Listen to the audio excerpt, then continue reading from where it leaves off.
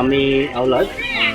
আমি ডিবিডিসি থেকে একটা স্বেচ্ছাসেবী সংগঠন আমরা শুরু করি 2012 সালে এই স্বেচ্ছাসেবী সংগঠন হিসাবে। তো আমরা শুরুর দিকে রক্ত নিয়ে কাজ করা শুরু করলে এখন আমরা বিভিন্ন লেভেলে কাজ করছি এবং আসলে সমাজের যে কোনো অসুবিধা নিয়েই আমরা কাজ করার চেষ্টা করছি।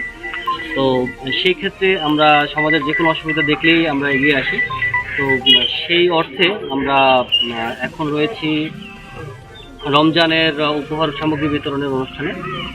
রমজানের উপহার বলতে আমরা একটা পরিবারের জন্য প্রতি সারা মাসে যে ধরনের উপহার দরকার, যে ধরনের খাবার দাবারের দরকার হয়, যে ধরনের চাহিদা আছে রমজানের পুরো মাসটা ধরে মোটামুটি 3-4 জনের একটা ফ্যামিলির জন্য যা কিছু আছে সবগুলি আমরা প্রোভাইড করছি। আমরা যেমন আমরা 15 কেজি চাল দিচ্ছি, 8 কেজি আলু, 3 কেজি পেঁয়াজ, এরকম মোটামুটি 16টা আইটেম আমরা দিচ্ছি। সব মিলিয়ে আমরা প্রায় 40 কেজিরও বেশি একটা প্যাকেজে আমরা প্রায় 3000-এর কাছাকাছি খরচ হয়েছে।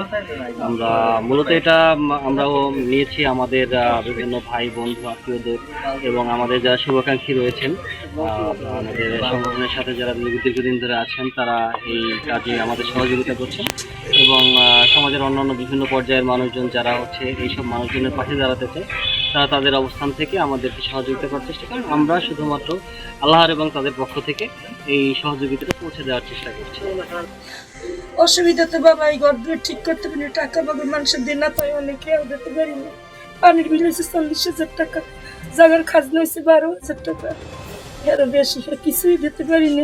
তাই মারা গেছে, আবার 3 বছরের বড় ছেলে মারা গেছে। কামাই করতে একটা মেয়ে আছে, তুমি আমার নাতি খরচ দিতে পারি না। 3 বছরের মেয়ে 3 ছেলে পড়ে গেছে, দয়া করে দিতেছে আমাকে, আমরা এটাই তো দেখতেছি।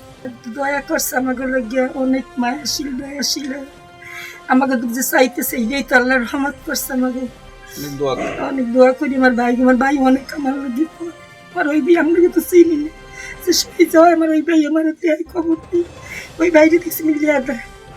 তারপর যা কিসমতে যা থাকে সেই খাই, ওরা ইফতারের ইফতারের সময় খাই ওই সিরিয়া মুড়ি এই দিয়ে, আর ঠান্ডা কিছু দোয়া করবো না বাবা, দোয়া করবো যেমনি পারি সেরকম দোয়া করবো যে আল্লাহ স্কুলে যে মেয়ে পোলা পড়ালেখা হয়, আবার আল্লাহ জানি ওকে ভালো রাখে।